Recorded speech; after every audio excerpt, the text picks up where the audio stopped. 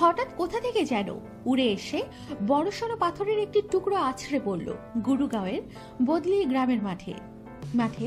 সে সময় প্রকৃতির ডাকে সাড়া দিতে গিয়েছিলেন কয়েকজন স্থানীয় বাসিন্দা। তারা চমকে ওঠেন, ভাবেন আকাশ থেকে বুঝি কোনো উল্কা এসে পড়েছে। আতঙ্কে দ্রুত মাঠ ছাড়েন তারা, খবর দেন জমির মালিক বলবানকে। ভোরে ভারতের গুরুগাঁওয়ের বদলি গ্রামে ঘটনাটি ঘটে। এরপর মালিক গিয়ে দেখেন জমির প্রায় মাঝখানে পড়ে রয়েছে পাথরের টুকরোটি। খবর পেয়ে ছুটে যান স্থানীয় সংবাদ মাধ্যমের কর্মীরাও। মাঠের চারপাশে ততক্ষণে ভিড় জমে গেছে স্থানীয় জনতার।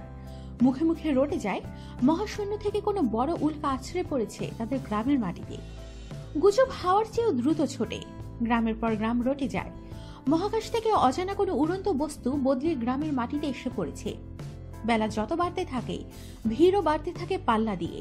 শেষ পর্যন্ত স্থানীয় সাংবাদিকদের কাছ থেকে খবর পেয়ে ঘটনাস্থলে পৌঁছান ভারতের জাতীয় বিপর্যয় মোকাবেলা বাহিনী। তারা আশা করেছিলেন কোনো নতুন বস্তুর সন্ধান পাওয়া যাবে, কিন্তু শেষ পর্যন্ত যা পাওয়া গেল দেখে তাজ্জব উপস্থিত সরকারি কর্মকর্তারা। ওই বড় পাথরের টুকরো আসলে কোনো বিমান থেকে উড়ে আসা মানুষের বজ্রের জমাট রূপ।